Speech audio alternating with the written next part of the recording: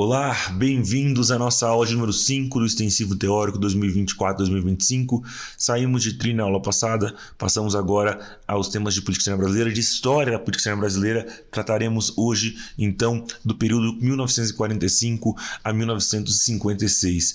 Nossa bibliografia básica aqui para a política externa, para a história da política externa, será o Sérvio Bueno. Aqui, em particular, estou recomendando o capítulo que cobre os temas dessa aula.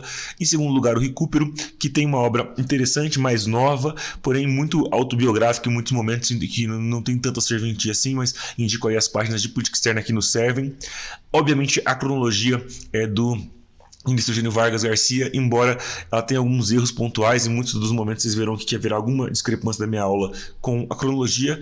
Por favor, confiem em mim, sigam minha aula, que já corrige já alguns problemas da cronologia. E os nossos verbetes do rap. Então, na aula de hoje, vamos falar de Dutra, de Vargas e de Café Filho. Professor, mas o edital começa em 1945, é verdade. Então, em 1945 temos o último ano da guerra, então temos alguns fatos muito importantes. Falaremos na nossa aula lá na frente de ONU sobre o contexto de formação das Nações Unidas e a discussão do Brasil como eventual sexto membro permanente.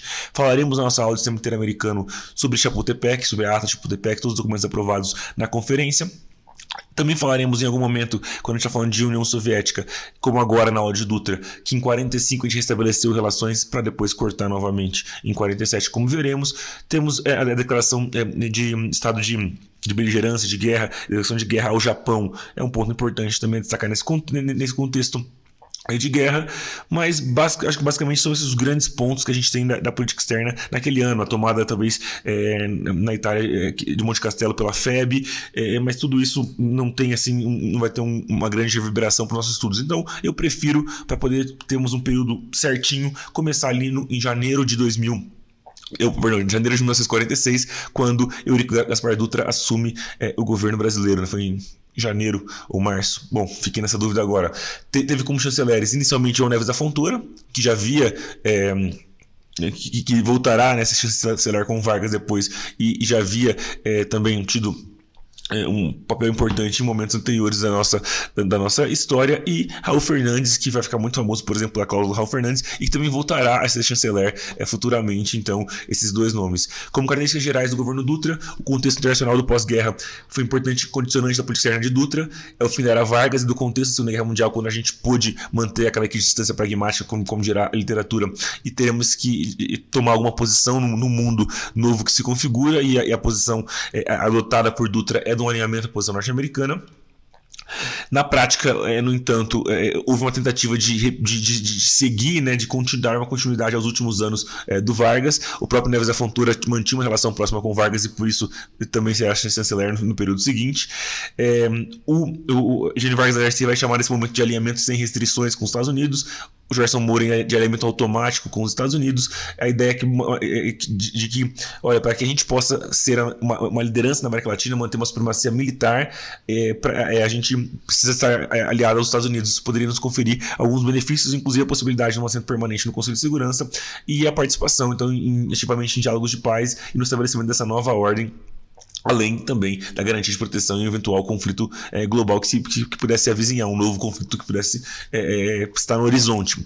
A implementação da política externa, no entanto, diferiu fortemente, porque ao alinhar-nos estranho, né, com os Estados Unidos, isso, na prática, isso dificulta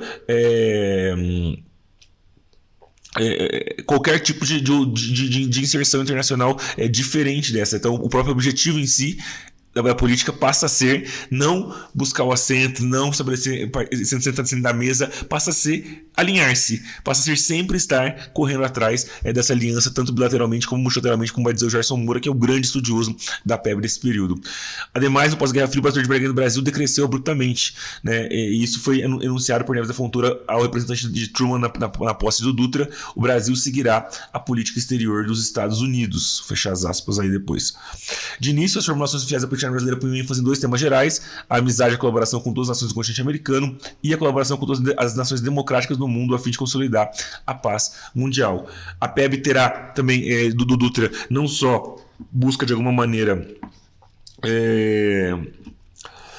não só de alguma maneira repetir ou dar continuidade ao final do governo Vargas, como também vai ressoar em políticas externas futuras, como as de Café Filho e de Castelo Branco, que também são marcadas por uma busca por um alinhamento, por relações especiais com os Estados Unidos e pelo reconhecimento de pertencimento ao sistema de poder norte-americano em termos geopolíticos, no mundo bipolar e também no recurso a abordagens liberais na economia.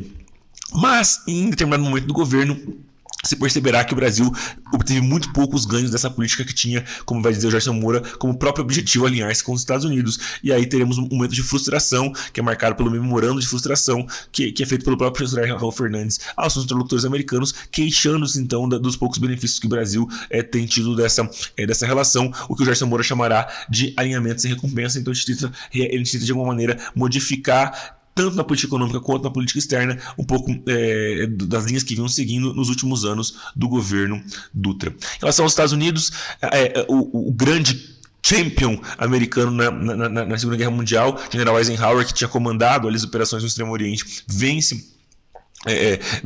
vem ao Brasil em 1946 e é um momento muito bizarro porque o ex-chanceler Otávio Mangabeira, que era um político da UDN, beija ali a mão naquela ocasião, mostrando uma total subserviência. Em 49 é a vez do Dutra visitar os Estados Unidos, na primeira visita de um chefe de Estado brasileiro aos Estados Unidos para todos os fins oficiais, né, já que as visitas do Dom Pedro II eram feitas em caráter privado. Temos um momento de adensamento de cooperação militar com os Estados Unidos, com o acordo aéreo e a criação da ESG, seguindo o modelo do National War College dos Estados Unidos. Em temas econômicos, temos dificuldade de financiamento, há interesse dos americanos em matérias-primas brasileiras, né? Em 45, por exemplo, foi assinado o primeiro acordo por áreas monazíticas brasileiras, ou seja, no último ano do governo Vargas, já como parte aí dos esforços de guerra. Realizaram a missão ABINC durante o governo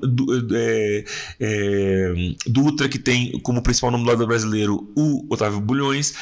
A adesão formal do Brasil ao Programa de Assistência Técnica dos Estados Unidos, baseado no ponto 4. A parte da bibliografia diz que o Brasil foi o primeiro país a aderir. Isso está inclusive nesse livro recente que saiu sobre relações do Brasil e Estados Unidos, no contexto do bicentenário da independência, do bicentenário do estabelecimento de relações diplomáticas entre os dois países, e essa adesão se daria por meio do Acordo Geral de Cooperação Técnica entre os dois países de 1950.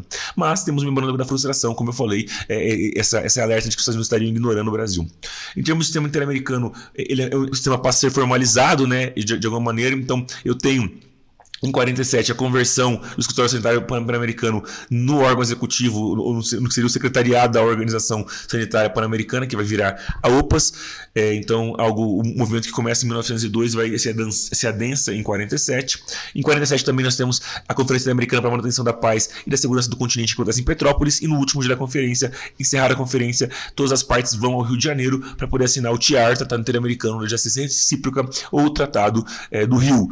E no ano seguinte, em Bogotá, a 9ª Conferência Interamericana, o estabelecimento da Organização dos Estados Americanos.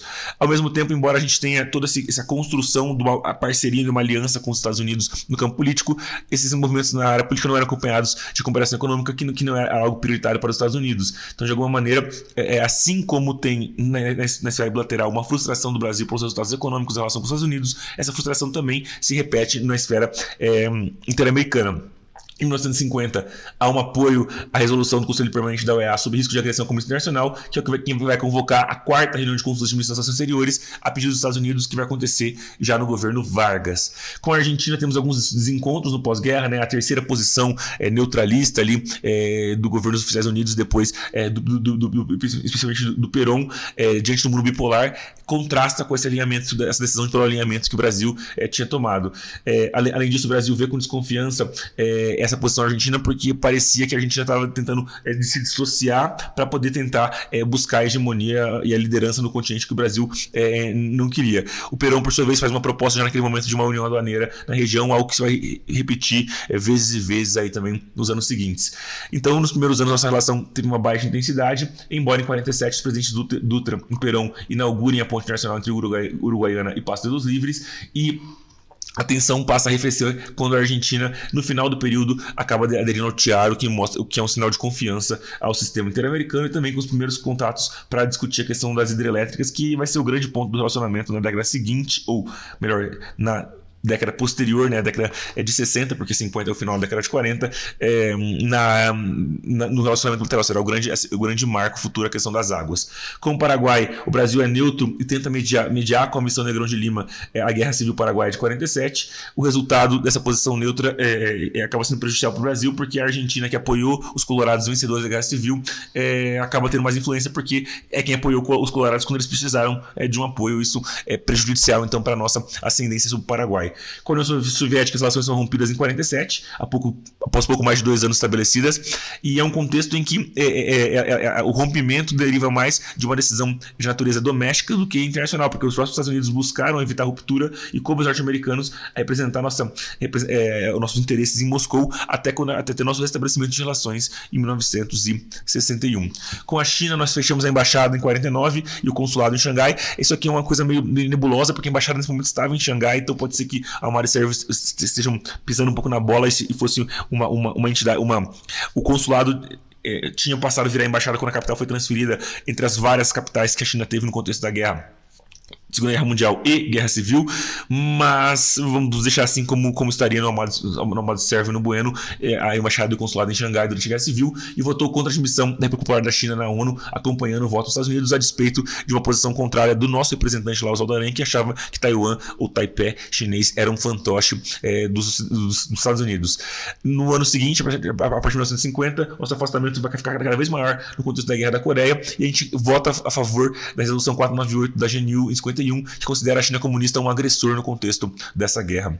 Na questão da Israelo-Palestina, é o início do que a Norma Breda vai chamar de política de equidistância. Nós votamos favoravelmente a Resolução 181 de partilha da Palestina, no momento em que o Oswaldo Aranha presidia a primeira sessão especial da GNU e também a segunda sessão ordinária da GNU, ambas acontecendo uma em cada semestre de 1947. O Brasil também votou a favor da proposta dos países árabes de encaminhar a questão à opinião constitutiva da Corte, mas isso foi uma moção que foi derrotada. Votamos a favor também da Resolução 94 sobre conciliação do conflito e direito de retorno dos palestinos, e também votamos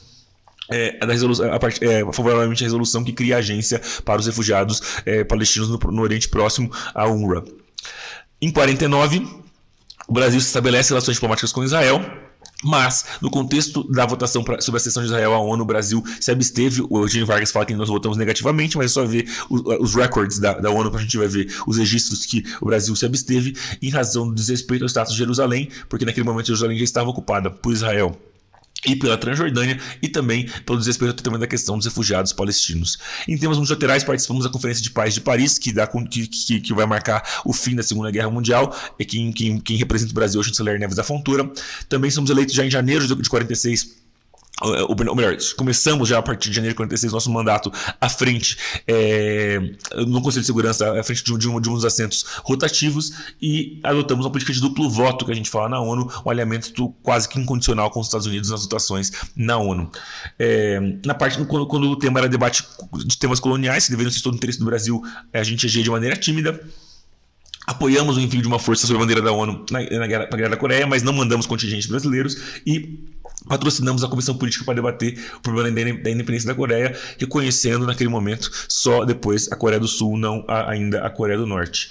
O Brasil é parte contratante original do GATT em 1947 e participa entre 47 e 48 da Conferência de Havana, com uma participação em que aí sim a gente entrava em um pouco uma linha de choque com os Estados Unidos, porque a gente defendia muito já a bandeira do desenvolvimento naquele momento.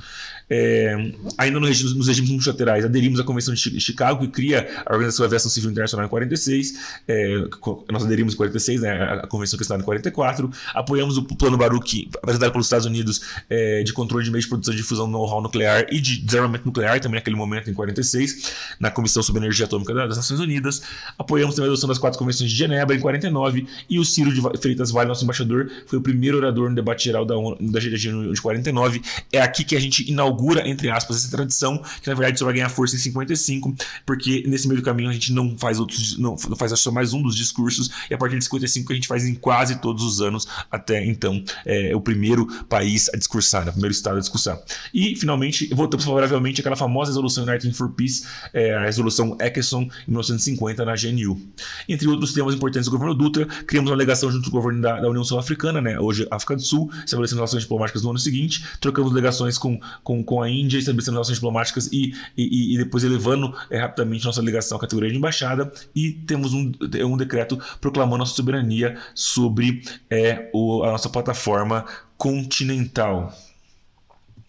Passando para o Vargas, período de 51 a 54, João Neves da Fontoura volta a ser chanceler, então, naquele momento, e nos anos finais, Vicente Hall é o nosso chanceler. O governo Vargas é marcado pela promoção do desenvolvimento nacional como o norte da política brasileira, isso já é algo que já vinha do seu primeiro governo Vargas, com uma ênfase na industrialização e nesse, em particular, com a criação de uma série de instituições importantes para cumprir esse propósito, como o CNPq em 51, um pouco antes da posse do Vargas, mas já uma influência do governo Vargas sobre Dutra, o BNDE, que depois se torna BNDES, nosso Banco Nacional de Desenvolvimento Econômico, e a Petrobras em 1953. Diferentemente do primeiro governo Vargas, no entanto, a nossa margem de manobra é muito menor, então, como vai dizer o Gerson Moura, não temos como reeditar a equidistância pragmática que marcou a fase final do governo Vargas I, ou Vargas II, se a gente considerar o governo Estado Novo já nesse momento.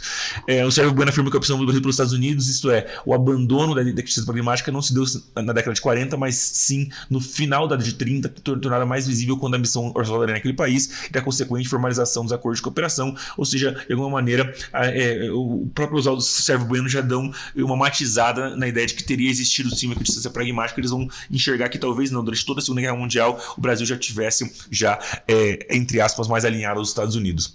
O meu grande colega aí, um dos grandes diplomatas da futura geração, meu amigo Gustavo Zimat, que é o que vai discutir muito sobre os conceitos de autonomia, vai falar então de que esse é um momento de mínima autonomia. A Mônica Hirst vai falar que é um pragmatismo impossível.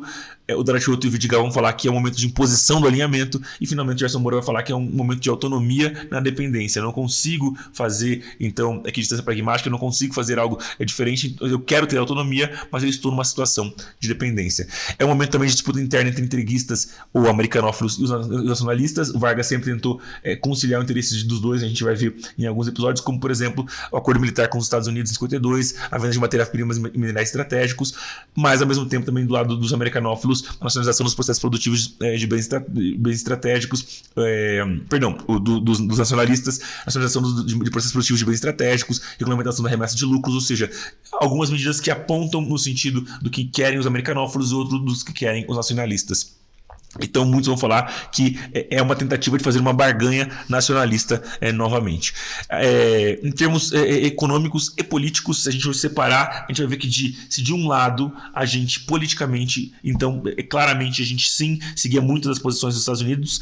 Quando a agenda era econômica, mesmo numa instância política, aí a gente se distanciava um pouco. O exemplo claro disso é a quarta conferência de consultas, reunião de consultas dos ministros americanos, dos chancelers americanos. A gente vai ver isso daqui a pouquinho. Então, quando a gente falava de termos econômicos, em geral, o que nós fazíamos era denunciar o caráter assimétrico das relações econômicas dos Estados Unidos com a América Latina, ao passo que na parte política a gente mantinha uma posição de inquestionável alinhamento com os Estados Unidos. As relações com os Estados Unidos, então, a epítome, acho que, de como foram, ver o que aconteceu na quarta reunião de consultas. Os Estados Unidos queriam que o Brasil movesse a América Latina para onde eles queriam, condenação ao comunismo, a influência antidemocrática na região, ao mesmo tempo que o Brasil vai negociar. Para que eu possa dar meu apoio político, eu quero demandas específicas na área econômica. Isso mostra muito como era a natureza, então, portanto, da relação naquele momento. O Brasil não enviou tropas à Guerra da Coreia, o Dutra já havia recusado, mas ele falou, olha, mas a decisão final tem que ser tomada pelo Vargas, porque afinal eu sou um presidente em ano de saída de governo. Em julho de 51, então, o SGNU, o secretário-geral da ONU, pede ao governo brasileiro oficialmente, novamente é recusado, não recursado, novamente é recusado, apesar de uma posição favorável do chanceler Neves da Fontoura. Em 52 assinamos acordo com os Estados Unidos, acordo de assistência militar, que sucede um instrumento anterior da época da guerra de 1942. Um pouquinho antes, a gente cria uma comissão para exportação de materiais estratégicos, presidida pela MRE, uma nova sinalização favorável aos interesses dos americanófilos. Os Estados Unidos, com parte do acordo, forneceriam equipamentos, materiais e serviços ao Brasil sem compromissos relacionados a reivindicações econômicas brasileiras, ou seja, não havia contrapartidas econômicas, mas ela haveria uma contrapartida comercial, ou seja, os Estados Unidos forneceriam em troca materiais básicos estratégicos, especialmente urânio e areias monazíticas, que eram objeto de vendas e acordos específicos de 51 e 52, sem compensações na área de transferência tecnológica, sem as famosas compensações específicas. Se no final durante o governo Dutra foi criado aí naquele mesmo contexto aí do pós-missão ABINC, a comissão mista para os Estados Unidos, SMBio, em 53, com a chegada de Eisenhower ao poder nos Estados Unidos, os Estados Unidos extinguem unilateralmente e os Estados Unidos falam, olha, beleza, a gente mapeou, os resultados estão aí, temos vários projetos aí mapeados, desenhados, mas não é a gente que vai pagar essa conta, a gente não se compromete em pagar essa conta. Foram aprovados no âmbito da comissão, enquanto ela funcionou por menos de 3 anos, 41 projetos em áreas como transporte e energia, assim como várias desses projetos contribuíram para o Plano Laffer, que é o Plano Nacional de Reparelhamento Econômico, que acabou não sendo implementado integralmente. Os trabalhos também ajudaram na formação do BNDE e na definição de parte do conteúdo programático do que virá a ser o plano de metas. Em 53, há uma mudança no padrão de relacionamento, sem grandes resultados, com ênfase na agenda econômica depois das mudanças ministeriais, como, por exemplo, quando chega o Vicente Hall ao Itamaraty. Washington mantinha, e aí com o governo Eisenhower isso ficou muito claro, né, afastando-se da postura dos governos democratas, de que o Brasil ser um demandante para autonomia, querer mais, essa agenda econômica com força, era um ato hostil. Apesar disso, a gente assina o acordo de serviços técnicos especiais de 53 e fazemos um novo acordo de troca de materiais estratégicos. Agora é o famoso tório por trigo. A gente troca pela aquisição de trigo para o Brasil, que sempre é um país dependente de trigo. E além disso, os Estados Unidos boicotam o café brasileiro em retaliação à política de preço mínimo que o Brasil adotou naquele momento. Com relação ao sistema interamericano e questões regionais, a quarta reunião de consultas que eu falei que era repito da relação, ela foi um palco de divergências entre os Estados Unidos, de um lado, que buscava a ênfase nos temas políticos e de cooperação militar, a América Latina do outro, sob a liderança do Brasil, que dava ênfase a que a agenda tratasse os temas econômicos.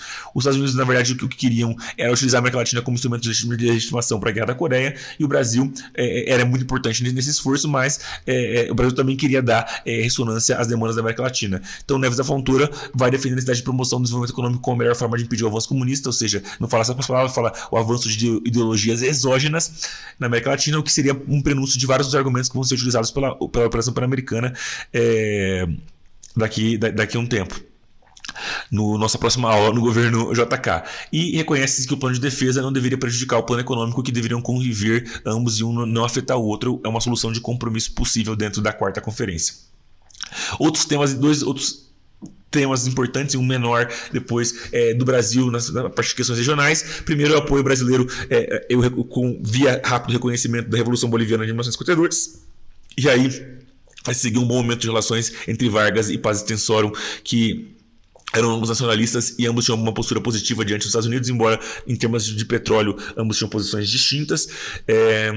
Já na Guatemala tivemos a deposição do presidente Jacobo Arbenz, que era um presidente nacionalista, não comunista, mas nacionalista, e o Brasil atuou em cooperação com os Estados Unidos para isolar a Guatemala, tanto na OEA quanto no Conselho de Segurança da ONU. Apoiamos na 10ª Conferência Interamericana, que acontece em 54 em Caracas, uma resolução, a proposta dos americanos de combate ao comunismo, mas seguindo aquela lógica de barganha de temas políticos por temas econômicos, em troca de uma promessa da realização de uma reunião extraordinária do Conselho Social e Econômico da OEA para discutir a ajuda econômica dos Estados Unidos à região, que realmente vem acontecer, como a gente vai ver no governo Café Filho. Além disso, a gente apoia a proposta dos Estados Unidos de convocar uma reunião de consulta de chanceleres da OEA para a aplicação da Declaração de Caracas, que tinha sido acabado de adotar na 10ª Conferência Interamericana, e ainda que tivesse sido convocada, a reunião não ocorre porque houve a invasão de mercenários liderados por Castilhos Armas e a renúncia do Armas à presidência, então o problema já havia sido resolvido, entre aspas. No Conselho de Segurança, o Brasil, que era membro e não permanente na ocasião, junto com a Colômbia, trabalhou para manter o tema na OEA, para poder deixar sob a influência dos Estados Unidos e não levar o tema a um lugar onde a União Soviética tinha um assento. Apesar de ter proposto manter a questão na OEA, essa proposta foi vetada pela União Soviética, só que o Brasil conseguiu utilizar uma manobra regimental para garantir que também não fosse discutido no Conselho de Segurança o tema. E finalmente, bem pequenininho, uma contribuição, foi dada uma contribuição importante para o trabalho da CEPAL naquele momento durante o governo Vargas, não só a gente trabalhando fortemente com nomes brasileiros como Celso Furtado, mas também o impacto reverso da CEPAL exercendo uma influência importante sobre o nosso pensamento. Nas relações com a Argentina, o Perón apoia as candidaturas a candidatura de Vargas, inclusive com doações financeiras, e isso causa uma forte oposição interna da UDN ao governo Perón, que já existia, mas isso reforça. Nomeamos Batista Luzardo o embaixador que tinha laços com Perón para poder sinalizar essa aproximação. E além disso, João Goulart, que futuramente virá a ser ministro do Trabalho no final do governo Vargas, atua para articular forças trabalhistas e socialistas de ambos os lados. O Goulart, inclusive, foi um enviado especial do Vargas para a Argentina antes da sua posse para poder construir essas relações mais fortes com Perón.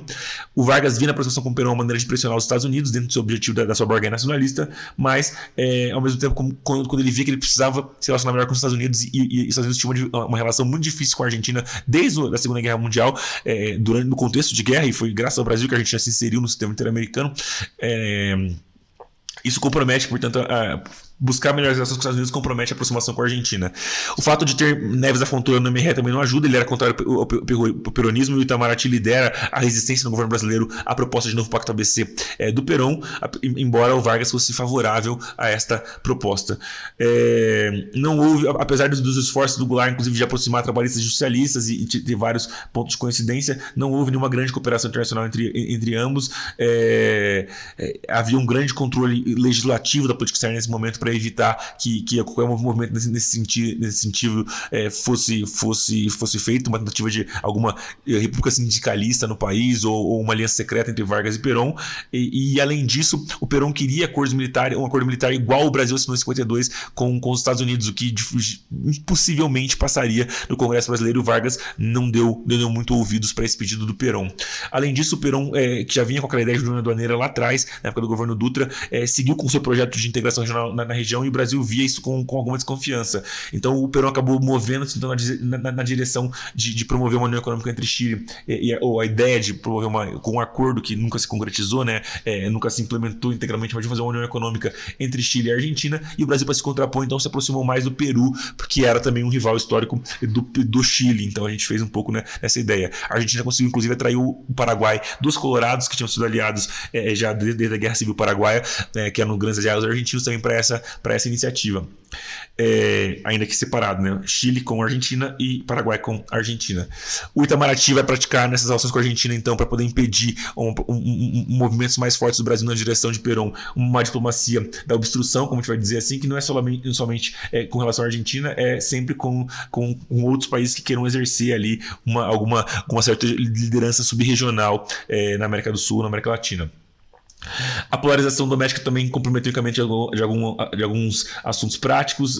O Vargas tinha que fazer alguns recuos. Olha, vou defender a questão das Malvinas, mas depois eu tenho que dar uma recuada porque eu tenho pressão aqui doméstica dos interesses mais ligados aos britânicos. Eu vou fazer um acordo de comércio, mas ao mesmo tempo eu tenho problemas porque isso impacta a minha balança comercial, tudo. Então tudo isso a gente tem que fazer avanços e recuos. E aí a pá de cal nesse relacionamento durante o governo Vargas é o discurso do Perón, depois vazado numa conferência secreta na Escola Superior de Guerra. A Argentina não é brasileira, é a ESG Argentina. Ficou sem falar ESG, as pessoas acham que é brasileira, mas é a ESG Argentina em 53, fazendo críticas ao Itamaraty e ao chanceler Neves da Fontoura. E depois de vazado, quando o Neves da Fontoura nem é mais chanceler, nem era chanceler nesse momento, mas fortalece o sentimento contrário à Argentina na opinião pública brasileira. E aí, para poder aplacar essa pressão de que, mas o Vargas tem um amigo do Perón como embaixador brasileiro, ele troca o embaixador, sai o Luzardo, entra o Leixo Ribeiro.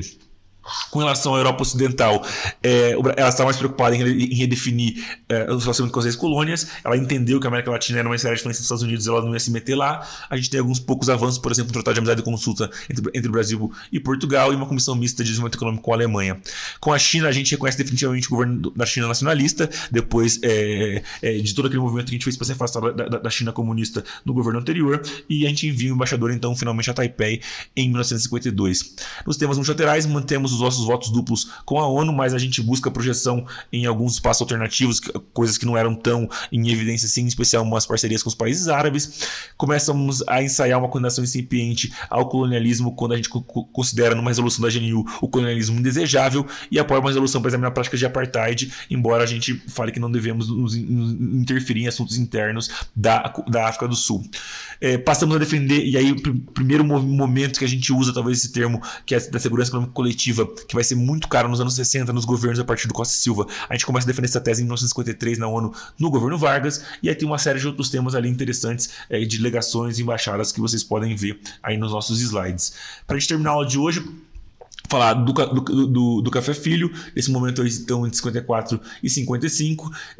Aqui também entra um pouquinho a transição, né? Então, Carlos Luz, Nereu Ramos, a gente pode colocar aqui um pouco como parte desse bojo ali, mas alguma coisa vai ressoar também na nossa próxima aula de JK. O chanceler com Café Filho foi Raul Fernandes. Retomamos a abordagem liberal ortodoxa para a economia, tentando melhorar a relação com os Estados Unidos, a visita, por exemplo, do ministro Gudan da Fazenda aos Estados Unidos, negociação de empréstimo, e também a gente pode chamar, então, portanto, essa volta de muitos dos elementos de Dutra, inclusive no chanceler do Dutra, de americanismo pragmático, de acordo com o Dicê Pinheiro, ou alinhamento automático, como a Mônica Hirsi e o Vizentinho. Ou seja, umas acham que a gente entregou tudo, alinhamento automático. Outros falam, olha, a gente estava sendo pragmático porque nesse momento, né, não era incontestável a liderança americana, então a literatura ela se diverge nesse ponto. Com relação às relações bilaterais com os Estados Unidos, cooperação na área de energia atômica, com um famoso acordo de cooperação para os civis e um programa conjunto de cooperação para o reconhecimento dos recursos do urânio no Brasil, acordos que tiveram uma liderança do Itamaraty e do Raul Fernandes, muito mais do que um respaldo técnico do CNPq e da Comissão de Energia Atômica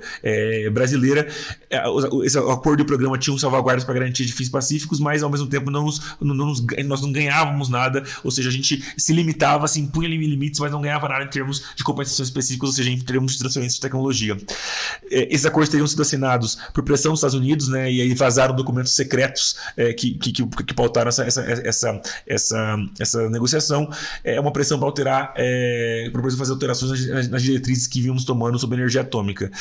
Além isso, como a gente vai ver, vai ter todo um reflexo no governo JK quando o tema será objeto de uma CPI na Câmara. Além disso, estamos na negociação de um novo acordo do tipo trigo por tório, igual aquele de 54 que tinha sido feito no governo Vargas. Com outros países, destacam-se aqui a inauguração do prolongamento do Estado de Ferro Noroeste de Corumbá até Santa Cruz de la Sierra pelo Café Filho e pelo Paz Tensório da Bolívia, a aproximação com o Paraguai de Stroessner, depois daquele momento que o Paraguai estava muito 10 anos quase sob a esfera forte da Argentina, financiando uma estrada e ativamos uma comissão rodoviária, e Café Filho vai a Portugal, já tentando fortalecer as relações com o país com quem já era forte. Tínhamos assinado um acordo com o Vargas em 53, e aí durante o governo interino de Nereu Ramos, Portugal é admitido na ONU com apoio do Brasil. No sistema interamericano, é realizada aquela conferência que tinha sido o preço que o Brasil queria cobrar dos Estados Unidos no governo Vargas, a Conferência Econômica Interamericana, ou a 4ª Sessão Extraordinária do Conselho Interamericano Econômico e Social, que é o antecessor do atual Conselho Interamericano de Desenvolvimento Integral da OEA, acontece no Hotel Quintandinha, em Petrópolis, e foram elaboradas nessa reunião as propostas que constituiriam a base do que vai ser o governo constitutivo do BID, que é criado 5 anos depois. Finalmente, temos multilaterais. No governo Café Filho, a gente envia um observador, o diplomata brasileiro africanófilo Adolfo Justo Bezerra de Menezes, para a Conferência de Bandung, a conferência, então, que vai ser a afroasiática, que vai ser antecessora aí do movimento não alinhado, que será criado 6 anos depois. E durante o governo interino de Carlos Luz, a gente tem uma instrução para votar contrariamente à entrada da Alemanha Oriental, em organismos internacionais, seguindo a doutrina vigente da Hallstein, né, da Alemanha Ocidental. Então, o Brasil segue essa política de uma só Alemanha, vamos brincar com isso. Beleza, gente? Ficamos aí um pouquinho acima do nosso tempo, mas cobrimos aí esses 3 governos de maneira satisfatória. Sei que é uma enxurrada de informações, mas é HPEB, isso vale para as provas de história, vale para a prova de PI, e vocês estudam bastante isso e tem essa bibliografia, esses livros muito densos com muitas informações. Beleza? Continuamos então com JK e PI na próxima aula.